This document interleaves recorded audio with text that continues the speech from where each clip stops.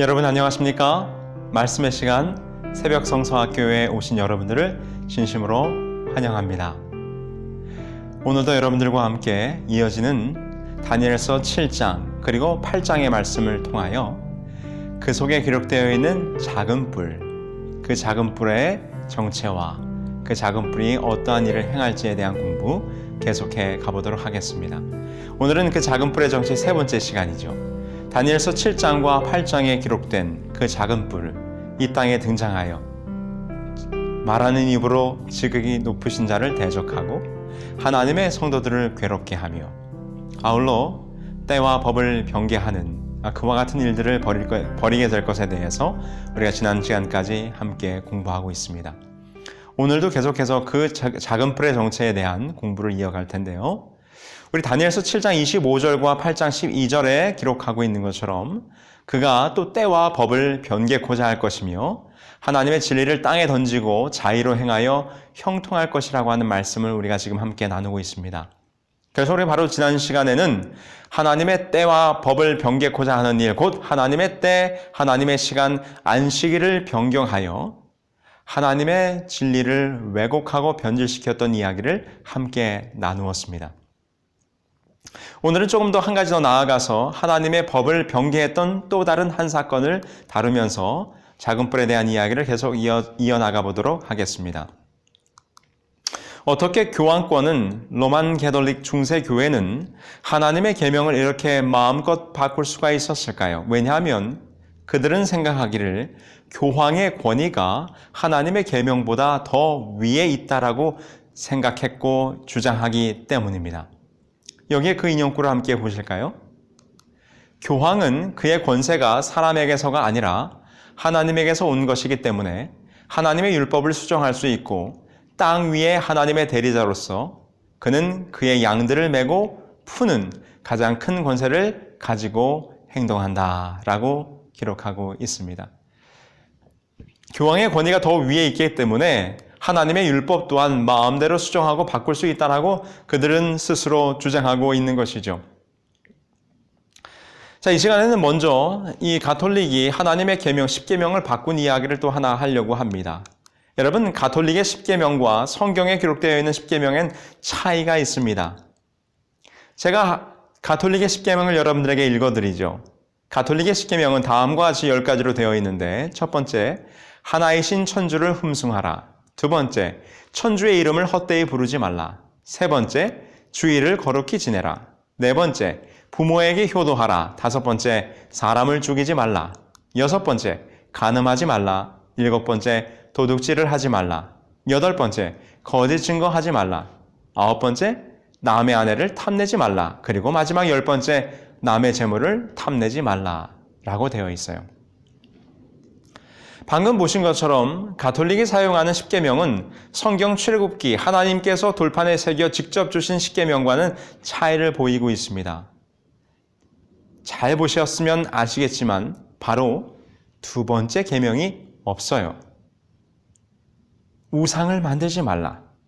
우상을 만들지 말고 그것들에게 절하지 말라라고 하는 두 번째 계명이 가톨릭이 사용하는 천주교회의 십계명에는 기록되어 있지 않습니다. 그렇다면 어떤 일이 있었던 것일까요? 사실 이 둘째 계명은 로만 가톨릭에 의해서 삭제되었습니다. 그 배경에는 다음과 같은 이야기가 있어요. 교회가 서기 313년 밀라노 칙령을 통해 로마 제국에 의하여 종교 자유를 인정받은 뒤에는 급속도로 이 교회가 타락하게 됐죠. 그러면서 그때 당시에 이 이교의 영향을 받아 역사적으로 이 교회는 매우 이교화되어 가는 모습을 보게 됩니다. 이교의 관습과 이교의 풍습들이 이 교회 안으로 물밀듯이 밀려오게 된 것이죠. 저명한 교회사가인 모쉐임이 다음과 같이 그때의 상황을 지적하고 있는데 함께 보실까요? 그리스도인 감독들은 이전에 히랍과 로마의 다른 종교의 숭배자들이 그들의 상상적인 신들에게 존경과 신앙심을 표현하였던 종교의식들과 제도들을 조금씩만 고쳐서 그리스도교 예배에 끼워 넣었다. 이렇게 함으로써 이교도 대중들로 하여금 더욱 쉽사리 그리스도교를 받아들일 수 있을 것이라고 생각했다. 콘스탄틴 황제가 자기 조상의 종교를 포기하자마자 곳곳에서 으리으리한 성전들이 서게 되어 여러 가지 그림들과 의상들로 가득 단장되었는데 이것들은 외관으로 보나 내면으로 보나 이교들의 신전과 흡사한 것이었다. 그렇습니다. 이 이교도들의 문화와 관습들이 이 교회 안으로 물밀듯 들어오면서 이 교회의 모습이 정말 이교도들의 성전처럼 변해갔다는 것입니다. 실제로 8세기에 이르러서 가톨릭 교회들은 각종 성상들로 가득 차게 되었고 이것들에게 입맞추거나 기도하거나 분향하고 절하는 일이 지나쳐 오히려 우상을 섬기지 않는 회교도들로부터 우상 숭배자라는 조롱을 받을 정도로 이 교회가 타락하게 된 거죠. 이것을 보다 못한 동로마의 황제 레오 3세와 콘스탄티노플 대주교는 종교회의를 통해 모든 우상을 폐기할 것을 결정했지만 로마 교회의 교황 그레고리 3세는 우상의 사용을 적극적으로 옹호하여 동로마 교회와 서로마 교회 간에 큰 마찰이 있었습니다. 이것이 바로 일명 성상 파괴 논쟁이라고 하는 것이에요.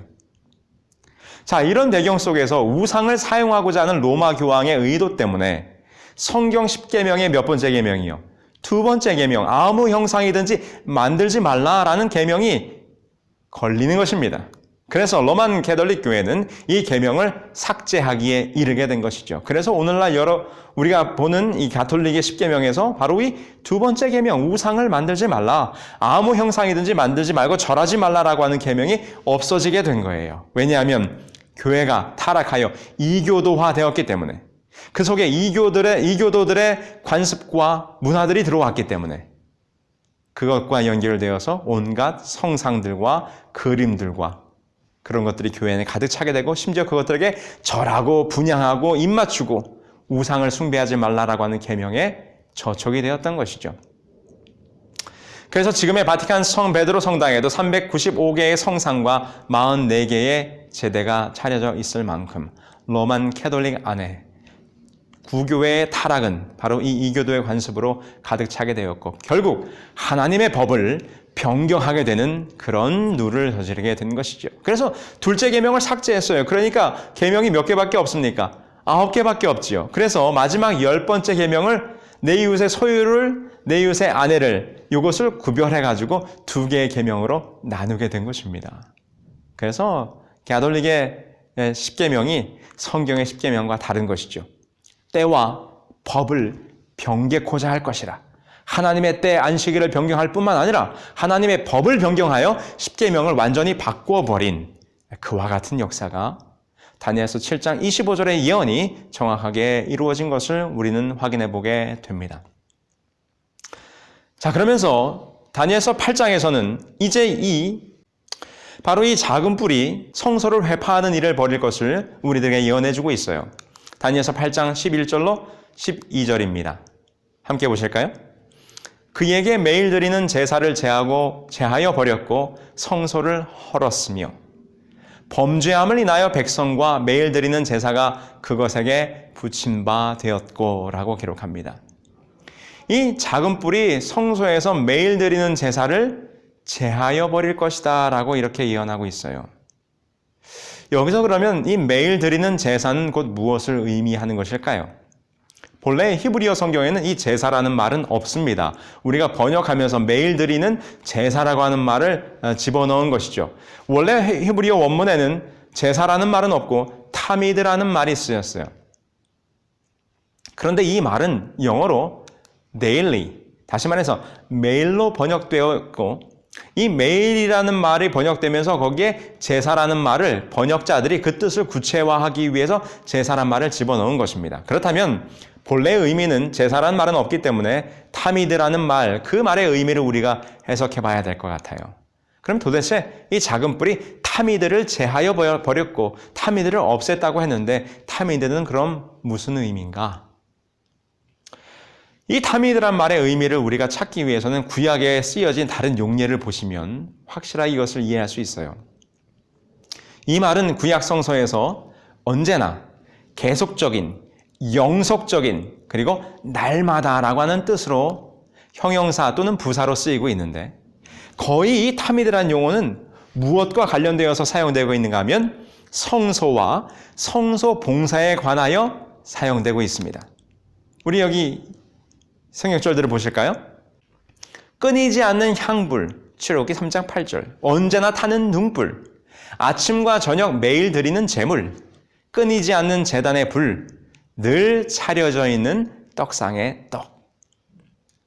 여러분 보신 것처럼 성소 안에 있는 모든 촛대며 떡상이며 제사며 성소에서 벌어지고 있는 모든 일들에 이 끊이지 않고 늘 드려지고 늘 차려져 있는 이 말이 다 타미드라는 형용사가 사용된 것입니다. 다시 말해서 성소 봉사와 관련된 용어라는 것이죠. 그러므로 지금 이 작은 뿔이 하나님의 성소, 거기서 매일 드리는 제사를 제하여 버린다고 하는 것은 이 성소가 가지고 있는 성소에서 행해지는 모든 그 의미들과 성소의 모든 기별들이 다 없어지고 회파될 것을 이야기하는 것이에요. 더 나아가서 이 타미드는 그리스도의 영원하고도 끊임없는 예수 그리스도의 영원한 대제사장 직분에 대해서도 연결되어지고 있습니다. 히브리서 7장 21절, 24절, 25절에 보면 다음과 같이 기록해요. 그들은 맹세 없이 제사장이 되었으되 오직 예수는 자기에게 말씀하신 이로 말미암아 맹세로 되신 것이라. 주께서 맹세하시고 뉘우치지 아니하시리니 내가 영원히 제사장이라 하셨도다. 이는 영원히 계심으로 그 제사장 직분도 갈리지 아니하느니라. 그러므로 자기를 힘입어 하나님께 나아가는 자들은 온전히 구원하실 수 있으니 이는 그가 항상 살아서 그들을 위하여 간구하심이라. 여기에도 계속되는 영원한 제사장, 이것이 바로 타미드라는 의미가 연결되는 것입니다. 그러므로 타미드라는 의미는 매일 드리는 제사 이상의 뜻을 가진 것으로 바로 그리스도의 영원한 제사장과 이 제사장이 하는 중보의 직분을 드러내고 있는 것입니다. 그런데 이 그리스도의 이러한 끊임없는 봉사를 회방하고 가로막아 사람들로 하여금 하늘 성소의 예수 그리스도에게로 나아가는 길을 막아버리고 그 의미를 왜곡하고 그 의미를 회파하는 것, 이것이 사단의 지상 목표인 것입니다. 이 일이 바로 작은 뿔에 의해서 이루어졌다는 것이죠. 그래서 작은 뿔이 성소를 헐거나 매일의 제사가 그에게 붙임 바 되었다고 하는 것은 제사장 혹 대제사장, 바로 히브리서 9장 11절에 그리스도께서 장래 좋은 일에 대제사장으로 오사 손으로 짓지 아니한 곧 이 창조에 속하지 아니한 더 크고 온전한 장막으로 말미암아라고 기록한 것처럼 우리의 대제사장은 예수 그리스도이십니다. 그런데 그 예수 그리스도의 대제사장 직분, 그분으로 말미암아 우리를 향해서 이루어지고 있는 모든 성소의 중보, 이 모든 의미가 회파되고 변질될 것을 이야기하고 있는 것이죠. 여기 이 말씀을 함께 보시죠. 주 하나님이신 교황, 거룩한 아버지, 교회의 머리 등으로 부름으로써 그렇게 한 것이다. 또한 예수께서 그분의 성소에서 하시는 일을 교황 자신이 행하고 있다고 공언하므로 가짜 하나님이 성전에 있게 된 것이다. 자, 그럼 우리가 이제 구체적으로 하나하나씩 이 성소의 의미가 어떻게 변질되고 왜곡되어서 그 자리를 이 로마 교황이 가로챘는지, 바로 매일 드리는 제사, 영원한 대제사장 직분인 예수 그리스도의 중보의 사역을 어둡게 했는지 함께 보시자고요. 이렇게 하나하나 살펴보겠습니다. 첫 번째, 제사장은 죄가 없으셔야 돼요. 히브리서 4장 15절에 보면 이렇게 기록합니다. 우리에게 있는 대제사장은 우리의 연약함을 동정하지 못하실 리가 아니요 모든 일에 우리와 똑같이 시험은 받으신 이로되 죄는 없으시니라. 그렇습니다. 우리를 위한 중보자, 대제사장 되신 예수 그리스도가 대제사장으로 우리를 위해서 봉사하시기 위해서는 그분은 죄가 없으셔야 돼요.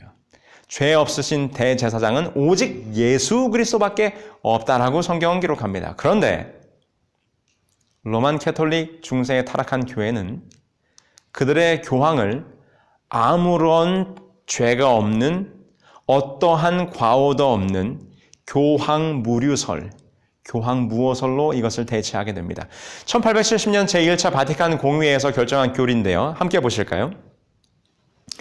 교황이 모든 그리스도인의 목자요 스승으로서의 그의 직무를 수행하면서 그의 사도적 권위로 전체 교회에서 견지되어야 할 신앙과 도덕에 관한 교의를 결정할 때 그는 성 베드로를 통하여 약속된 하나님의 도우심에 의하여 무류성을 소유한다. 무류성을 소유한다. 여러분, 어찌 한 인간이 하나님과 같이 죄가 없이 무류할 수 있겠는가?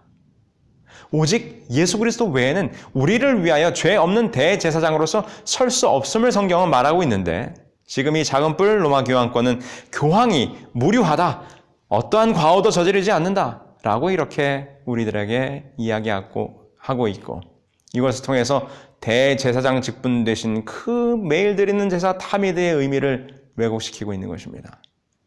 그 다음에 번제단입니다. 여러분, 번제단은 예수 그리스도의 십자가를 의미하는 것이고, 우리는 그 십자가를 통해서만, 오직 예수 그리스도 앞에서만 우리의 죄가 사함을 얻을 수 있는 것입니다.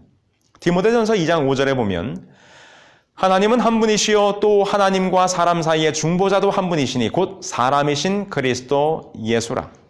요한일서 1장 9절, 만일 우리가 우리 죄를 자백하면 그는 미쁘시고 의로우사 우리 죄를 사하시며 우리를 모든 불의에서 깨끗하게 하실 것이요. 마가복음 2장 7절입니다. 이 사람이 어찌 이렇게 말하는가? 신성모독이로다. 오직 하나님 한 분 외에는 누가 능히 죄를 사하겠느냐. 그렇습니다. 오직 예수 그리스도의 십자가의 공로를 의지하여 그분 앞으로 나아가야지만 우리는 죄 사함을 얻을 수 있어요. 오직 예수 그리스도만이 우리의 죄를 사하실 수 있는 권세가 있는 것입니다. 그런데 로만 캐톨릭은 어떠한 제도가 있습니까? 고해성사라고 하는 제도가 있어요. 그들의 교리입니다. 그들의 교리 문답에 보면 이 고해성사를 다음과 같이 설명해요. 문, 고해성사란 무엇인가? 답, 고해성사란 사제가 하나님을 대신하여 죄들을 사해주는 성례이다. 문, 사제는 참으로 죄들을 사하는가 아니면 사해졌다고 선언하는 것뿐인가? 답, 사제는 그리스도에 의하여 그에게 부여된 권세로서 죄들을 실제로 그리고 참으로 사한다. 문, 고해성사에서 누가 죄를 사하는 권세를 가졌는가? 답, 가톨릭 교회의 감독들과 사제들에게 위임되었다. 가톨릭 교회의 감독들과 사제들이 하나님께서만이 하실 수 있는 죄 용서, 그 죄를 사하는 권세를 그들이 가졌다는 것입니다. 그저 사해졌다고 선언하는 것뿐이 아니라 죄를 실제로 사하는 권세가 그들에게 있다라고 말하는 것이죠. 오직 그리스도 외에는 우리의 죄를 사하실 수 있는 분이 없다고 성경은 말하고 있음에도 불구하고 말입니다. 1215년 4차 라테란 공의회에서 이너센치어 3세에 의하여 하나님께 죄를 고백하는 대신에 신부에게 고백하는 제도가 제정되었다. 고해성사는 참회자가 양심적으로 죄를 깊이 뉘우치는 통회를 하며 고해신부 앞에 나아가 죄를 고백하면 고해신부는 사죄를 하고 보석을 정해준다. 고해신부를 찾아오는 참회자들에게 그리스도를 대신하여 재판관으로서 또 영혼의 의사로서 역할을 하며 죄의 용서를 베풀게 된다. 그리스도를 대신하여 재판하는 권세, 죄를 사하는 권세가 그들에게 있다고 말합니다. 이거야말로 성소가 가지고 있는 죄인이 제물을 끌고 와 그거를 번제단에 드림으로 그 번제단에 드려진 제물이 상징하는 예수 그리스도, 그분의 피 흘리심으로 말미암아 그분만이 우리들의 죄를 사할 수 있는 이 성소의 의미를 완전히 변질시키고 왜곡시킨 가톨릭의 교리가 아닐 수 없는 것입니다. 성소를 회파하고 매일 드리는 제사를 제하여 버릴 것이라. 그 다음을 한번 보실까요? 가톨릭에서는 미사라고 하는 것을 드립니다. 저기 한번 보시죠. 미사의 희생제물은 피를 흘리지 않는 방법으로 드려진다. 비록 그리스도가 매일 수만의 대잔 위에서 바쳐지기는 하지만 희생제물은 동일한 대제사장과 희생제물이신 예수 그리스도를 가진 갈바리의 제물과 같은 것이다. 여러분, 미사는 오늘날 피를 직접 흘리지는 않지만 피 흘림 없는 제사의 형식을 취하고 있어요. 히브리서 9장 25절로 26절에 보면 대제사장이 해마다 다른 것의 피로서 성소에 들어가는 것 같이 자주 자기를 드리려고 아니하실지니 그리하면 그가 세상을 창조한 때부터 자주 고난을 받았어야 할 것이로되 이제 자기를 단번에 제물로 드려 죄를 없이 하시려고 세상 끝에 나타나셨느니라. 여러분, 성소에서 드려졌던 제물, 그 제물의 원형 되신 예수 그리스도께서 이 땅에 오셔서 그분 자신을 번제단의 제물로, 십자가의 제물로 드리셨을 때 이제 더 이상 우리는 제사를 지낼 필요가 없어요. 더 이상 예수 그리스도를 피 흘리게 할 필요가 없어요. 그분이 단번에 드려진 바 제물로 말미암아 온 인류의 죄를 사하셨기 때문입니다. 그런데 오늘날 가지고 있는 미사의 의미는 뭐라고요? 수많은 그 제단 위에서 오늘날도 여전히 예수 그리스도가 제물로서 드려지고 있다. 이거야말로 성소의 의미를 너무나도 왜곡한 모습이 아닐 수가 없는 것입니다. 그 다음 성소에는 무엇이 있었습니까? 물두멍이 있었어요. 여러분, 물두멍은 침례를 의미합니다. 침례의 의미는 로마서 6장 4절에 기록하고 있는 것처럼 물속에 잠긴 바 되어 그리스도와 함께 죽으심으로 장사되고 그 물속에서 다시 올라올 때 우리가 그리스도 안에서 새 생명을 얻게 하려 하기 위해서 만들어진 것이 침례의 의미예요. 물속에 잠기는 것, 그리스도와 함께 장사되는 것. 그 의미가 바로 침례의 진정한 의미죠. 그런데 로만 캐톨릭이 물속에 잠기어 내 죄된 과거를 죽이는 장사되는 이 침례의 의식을 세례로 바꾸었어요. 1311년 교황 클레멘트 5세의 예식서 안에서 고정되었다. 예식 순서 중 세례수, 축복으로 그리스도의 이름으로 사제가 빌 때 물이 성수로 바뀌게 된다. 그저 물을 뿌리는 것으로 이 물두멍이 가지고 있는 물로서 완전히 정결하게 되는 그 침례의 의미를 왜곡하고 변질시켜 성소에서 드려지는 매일의 제사를 제하여버리고 회파해버리는 일들이 벌어진 것입니다. 여러분, 하나님의 말씀이 무엇입니까? 곧 하나님의 말씀은 성소에 있었던 떡이죠. 떡은 하나님의 말씀입니다. 그런데 이 로만 가톨릭이 중세에 어떤 일을 벌였습니까? 하나님의 말씀인 떡, 생명의 떡을 먹지 못하도록 하는 법을 만들었어요. 성서를 금서 목록에 넣었다는 것입니다. 1229년 도로스 회의의 폭으로 말미암아 대중의 말로 번역된 성경을 읽는 사람들은 종교재판에 회부하게 되었다. 그것은 화형, 유혈, 멸망의 칙령이었다. 성경을 가졌으리라고 의심되는 사람들이 거주하는 곳은 수색해내라는 것이었다. 이와 같은 명령은 500년간이나 계속되었고 거기에 따라 수많은 형벌이 가해져서 성도의 피는 시내와 같이 흘렀다. 생명의 떡, 진설병, 하나님의 말씀을 읽지 못하도록 하는 일에 그들이 법령을 내렸다는 것입니다. 아울러 예수 그리스도의 희생을 기념하는 성찬 예식은 어떻게 되었습니까? 화채설. 함께 보실까요? 거룩한 변화. 사제는 예수 그리스도 자신께서 제자들과 함께 초휘 만찬석상에서 하신 모습과 말씀대로 축성을 하여 그리스도를 현존케 한다. 밀떡과 포도주는 그리스도의 몸과 피로 변한다라고 이렇게 기록하고 있어요. 그 다음 인용글 보실까요? 어떤 의미에서 사제는 그의 창조주의 창조주라 불리울 수도 있는데 그 까닭은 사제가 성만찬에 떡을 들고 성결의 말을 하게 되면 실제의 성찬으로 예수가 창조되기 때문이다. 사제의 능력은 하나님으로서의 능력인데 이는 떡을 변화시키는 것은 세상을 창조하는 것만큼의 능력을 요구하기 때문이다. 여러분, 참으로 기가 막히지 않습니까? 그들이 성찬 예식을 할 때 그 떡을 나눠줄 때 말입니다. 사제가 그 떡을 나눠주는 순간 그 떡이 실제로, 그 밀떡이 실제로 그리스도의 몸으로 변화된다는 것입니다. 그러므로 사제는 세상을 창조하는 능력만큼의 이상의 권세와 능력을 가졌다라고 말하고 있어요. 이 얼마나 그리스도의 몸을 참으로 참난되게 하는 것입니까? 그 다음 성소 안에는 분향단이 있었어요. 자, 분향단은 곧 성도들의 기도를 의미합니다. 그런데 로만 캐톨릭은 이 기도의 의미를 완전히 바꿨어요. 로사리오, 우리들 모두가 합당한 위탁과 커다란 신앙과 열렬한 경건을 가지고 복되신 어머니께 간청한다면 그분께서는 주 예수님께 기도하며 현재의 거친 물결들을 잠잠케 하실 것이며 크리스천의 반대 세력을 기도 속에 빛나는 왕관으로 덮어버리실 것이다. 그들은 마리아에게 기도합니다. 묵주를 가지고 마리아에게 기도해요. 마리아에게 기도하면서 그들은 이 예수님의 어머니를 거룩한 존재로 섬깁니다. 그래서 마리아 몽소승천이라고 하는 교리도 생겨나게 되는데 1960년 11월 1일에 피우스 12세가 교황에 의하여 발표된 내용에 보면 다음과 같습니다. 원죄에 물들지 않고 평생 동정이셨던 하나님의 모친 마리아가 지상생애를 마친 다음 영혼과 육신이 함께 천상의 영광으로 들어올림을 받았다는 것은 하나님으로부터 계시된 신앙의 진리이다 라고 선언하게 됩니다. 그리고는 마리아를 거룩한 신으로 섬겨요. 마리아에게 기도해요. 여기 보세요. 민중이 신에게 기도할 때 마리아에게 도움을 기원하는 것과 마리아를 신의 모친이라 하여 예배하는 신앙이 보급되어 에베소 회의는 이것을 승인했고 이 칭호에 반대한 네스토리우스는 이단으로 되었다. 그 이후로 그에 대한 예배는 더욱더 확대되어 기도 마지막에 그리스도의 이름 대신에 마리아의 이름을 부르는 풍습도 생겨나게 되었다. 여러분 어떻습니까?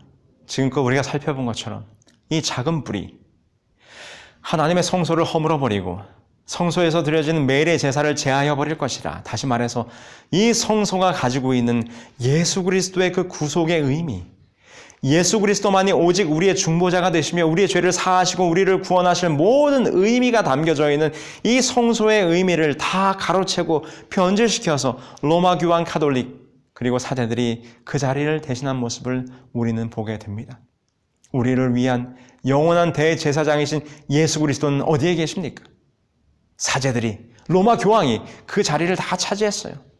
성소의 의미를 완전히 왜곡시키고 그리스도로 말미암아 이루어질 모든 구속의 사역의 의미가 변질되고 말았습니다.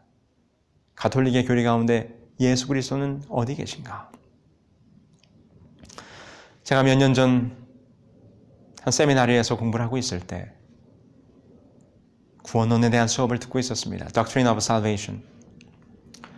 그 수업의 모든 내용은 오로지 구원은 그리스도로 말미암아 이루어진다고 하는 것이 한 학기 동안 내내 수업의 내용이었어요. 그래서 그 수업을 통해서 그리스도의 신성과 인성에 대해서 공부하고 오직 예수 그리스도만이 우리의 죄를 용서하시고 우리를 구원하시는 그 구원자이심에 대해서 우리는 공부했습니다. 그런데 제가 듣는 그 클래스에 한 흑인 여성분이 계셨어요. 제가 보기에는 나이가 글쎄요 한 50대 이상 되는 나이가 좀 지긋하신 분이셨습니다. 그런데 한 학기 내내 수업을 듣는데 이 흑인 여성분이 얼마나 그 수업을 인조해 하시는지 거의 수업이 있을 때마다 교수님에게 질문을 하고 답변을 들으면서 아주 열심히 이 클래스에 참관하시는 모습을 제가 봤어요. 그런데 어느 날 이 흑인 여성분이 간증과도 같은 이야기를 하는 것입니다. 그분이 말하기를 나는 20년 넘게 가톨릭 신자였다는 것입니다. 그런데 그분이 말하기를 지금 돌아보면 지난 20년 동안 가톨릭에서 하나님을 믿는다고 신앙생활을 해왔는데 그 20년 동안 한 번도 예수님을 만난 적이 없었다라고 그녀가 고백한 것입니다. 항상 성모 마리아에게 기도하고 자신의 죄의 고백도 사제들에게 했기 때문에 한 번도 예수 그리스도 앞에 나아가서 그분의 이름을 부르면서 자기의 죄를 사해달라고 하는 기도나 예수 그리스도의 이름을 의지하여 구원과 믿음의 확신을 가져본 적이 없다는 것입니다. 그러면서 그녀가 말하기를 자신이 이제야말로 예수님을 만났다라고 고백하는 모습을 보았던 기억이 있습니다. 우리 사랑하는 새벽성서학교 형제자매 여러분, 이렇게 사단은 교회를 타락시켜서 이 변질된 교회가 그만 무엇까지 막아버렸어요? 예수 그리스도 앞으로 나아가는 길까지 막아버렸어요. 오직 그분만이 우리를 위한 중보자여 대제사장이 되시는데 우리를 위해서 지금도 하늘 성소에서 봉사하고 계신데 그 나가는 모든 길을 막아버리고 사제들이 로만 카톨릭의 교황이 그 길을 다 가로채고 말았다는 것입니다. 그것이 다니엘서 7장에 성소를 허물고 매일 드리는 제사를 그것이 다니엘서 8장에 매일 드리는 제사를 제하고 성소를 허물어 버리겠다고 한 그 예언의 성취가 아닐 수 없는 것입니다. 오늘 이 아침 우리는 누구께 나아가야 하겠습니까? 예수 그리스도께 나아가야 할 것입니다. 요한복음 1장 29절에 이렇게 기록합니다. 이튿날 요한이 예수께서 자기에게 나오심을 보고 이르되 보라 세상 죄를 지고 가는 하나님의 어린 양이로다. 사랑하는 우리 새벽성서학교 형제자매 여러분들이시여, 오직 예수 그리스도 그분만이 우리의 구속주여, 우리의 중보자여, 우리의 구원을 이루실 수 있는 분이심을 여러분 기억하시게 되길 바랍니다. 오직 그분만이 영원한 대제사장이시여 오늘도 우리를 위해서 하늘에서 중보하시는 분이라는 사실을 기억하시고 그 길을 가로막고 있는 사단의 그 적그리스도의 길을 깨뜨리시고 주님 앞에 담대히 나아가 오직 그분으로 말미암아 얻는 구원의 기쁨을 누리시게 되길 간절히 바랍니다. 오늘도 우리 새벽성서학교 모든 가족들은 예수 그리스도만 바라보고 살아가는 오직 어린 양이신 그분만을 바라보며 살아가는 저와 여러분들이 되길 바라면서 오늘 공부를 마치겠습니다. 기도하겠습니다. 하늘에 계신 저희들의 아버지 하나님, 사단이 이 교회를 타락하게 하였고 타락한 이 교회가 오히려 하나님을 어둡게 하고 우리의 영원한 대제사장이신 예수 그리스도께 나아가는 길을, 그 성소의 길을 다 왜곡시키고 변질시키고 흐트러뜨렸습니다. 그러나 오늘 우리는 깨달았습니다. 오직 예수 그리스도만이 우리의 구속주요, 우리의 구원자요, 그분을 통해서만이 우리가 구원받을 수 있음을 다시 한번 우리들의 마음속에 확인했사오니 오직 이 하루의 삶을 예수 그리스도만을 바라보며 살아가므로 그분을 통하여 얻는 구원의 기쁨을 누리는 우리 모두가 될 수 있도록 인도하시기를 사랑 많으신 예수 그리스도의 이름으로 기도합니다. 아멘.